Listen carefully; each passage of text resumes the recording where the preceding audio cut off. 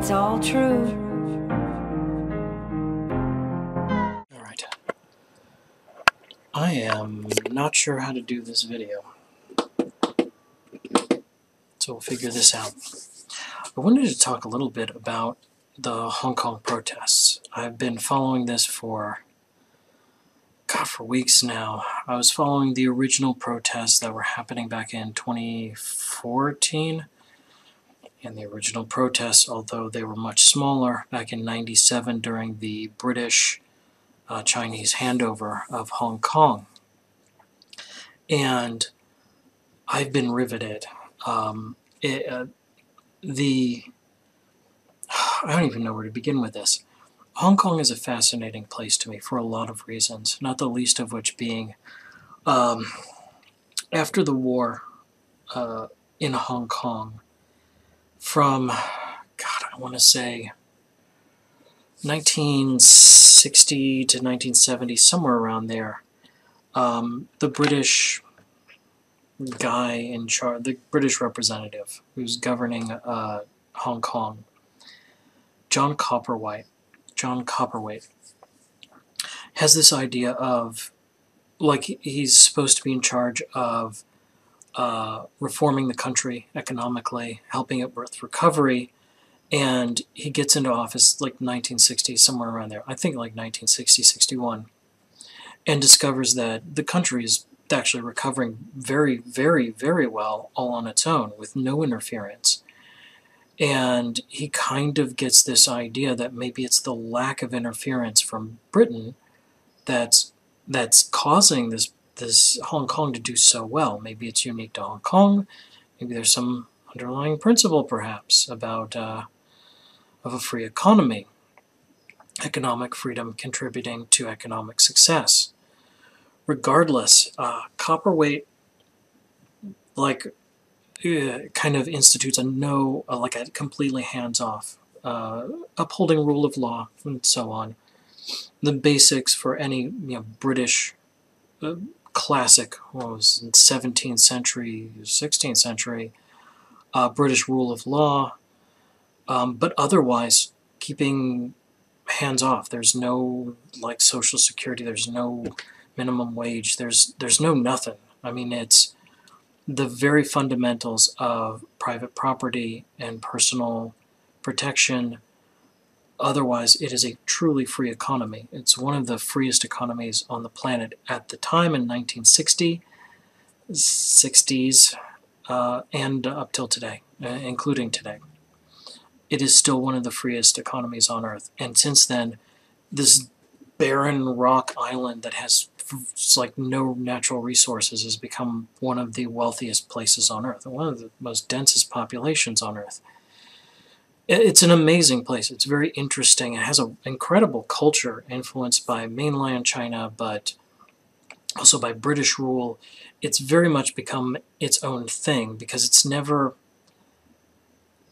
became like a real subsidiary of Britain. It's not like, I don't know, Ireland or something like that. It's its own thing. It always has been. They didn't switch over to English. Although, from what I understand, the population mostly speaks Cantonese as opposed to Mandarin, like the mainland. But regardless, Hong Kong has its own unique culture, its own unique people, and its own unique society and language. It's its own dialect and everything. And since 1997, when the handover, I thought the handover was kind of horrible. Hong Kong is Hong Kong. I mean, it's 7 million people. You can't just say, hey, we had this agreement where we're going to hand it back. And sure, they should let go of it. Britain should have let go of it in 1997, but should it have given it back to Hong Kong, or should it have taken that opportunity to institute a democracy and let Hong Kong decide its own fate? That was a question presented to me in 1997, and I don't know the answer to that, but maybe. In 2014, there were more protests.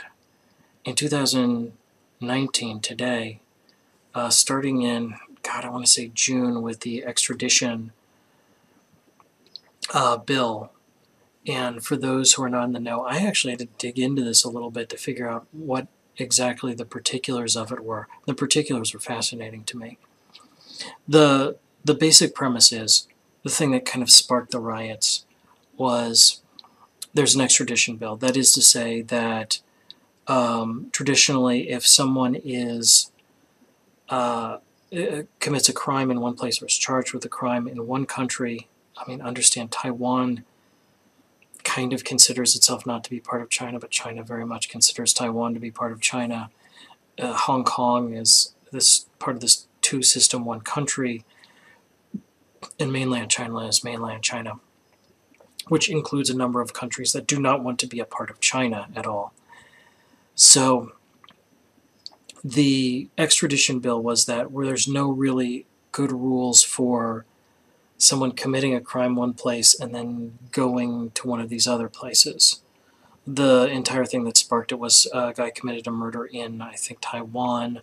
But then he went to mainland or Hong Kong, and there was no way to properly charge him because the mechanism wasn't properly in place. So China goes, okay, we'll just have an extradition bill, and that'll be that.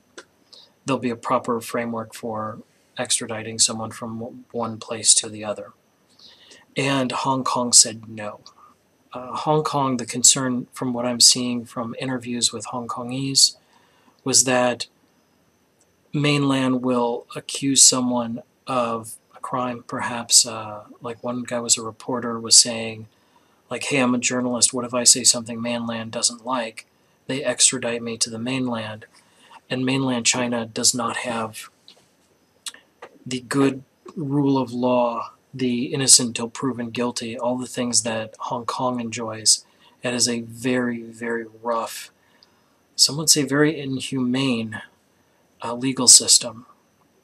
And that's what sparked the riots.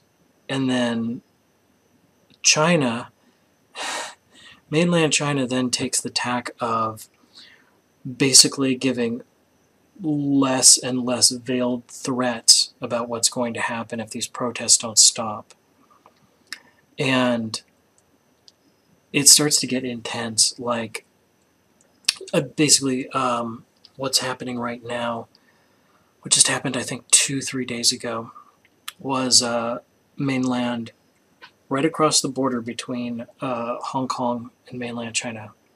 They filled a stadium filled with military vehicles and had military personnel doing drills right across. I mean, the message was obvious. And Hong Kong responded to this by really protesting like all bloody hell. And right now, there's an estimated 1.7 million protesters on various protests. I think the one thing they're going to do is the peaceful protest, like try to do the everyone linking hands, like a super long chain of people holding hands in solidarity. The protesters have been extraordinarily organized. They don't seem to have a central leadership, but at the same time they're well thought out, well planned. These guys protest like boss, like seriously badass protesting. And I mean, this is some high level protesting. But yeah, their plan is to do peaceful protest. Everyone links hands, huge chain of people in solidarity. And the problem is you're in this kind of stalemate because mainland China does not deal with protests well. And I don't just mean like it's a corrupt government or it's a cruel government or something like that, although it is a government that has quite a few humanitarian crimes against it. It just doesn't have a mechanism, a framework for dealing with large-scale protests. I mean, they either arrest dissidents or critics, or they violently suppress them. Those are the only things that China has really done with large protests so far. What do you do with Hong Kong? I mean, Hong Kong works because it's not a communist system. It's not this capitalist communist amalgam that mainland is trying to do. It's very much its own thing, and it is very much a free economy. How do you suppress it or impose your rule upon it or rules upon it without destroying the thing, without killing the goose that laid the golden egg? Or what? Do you arrest 1.7 million people? That's more than 1 in 5 people in that country. That seems like that this conflict, the protests and everything, and demanding democracy, I think it's inevitable. I think what is happening now had to happen. I think it's been brewing since, honestly, before the handover, before 97. I think it's just come to a head now. And I think Hong Kong has realized that, like I said, what is mainland going to do? I mean, if they try to violently suppress Hong Kong, they'll defeat the purpose of violently suppressing Hong Kong. And they can't destroy they can't save the thing for themselves and destroy it at the same time. So if Hong Kong really wants a democracy, like a real two system, one nation, they could get it. They could really do it. Absolutely, they could do it. If they really wanted like full-on independence, their own government, and not to be even necessarily affiliated with China, I think they could do it. I really do think they could do it. But, I mean, I don't know. This all kind of video, I wanted to talk about this, but I don't really know where to go with it or how to frame this. The issue's so big, the demands are so... Each point is worth talking about. What I may do is kind of split this up, maybe do more than one video. Anyone who follows my channel, which is, say, very few people do, and that's fine. I generally make videos less than 15 minutes long, and there's a reason for that. Minds.com, which is a channel I'm very invested in, a social media channel I'm invested in, doesn't support videos over that. If you host outside of them, that's fine, but it quirks things up, like thumbnails don't show up properly. And, you know, I'm really not that interesting to watch. So making videos imposing that sort of 15-minute limit seems like a good idea to me anyway. What I think I'll do is I want to do my homework, read up on this a bit, and just do maybe a couple of videos, maybe a couple a week on this as this evolves. Let's see where this goes.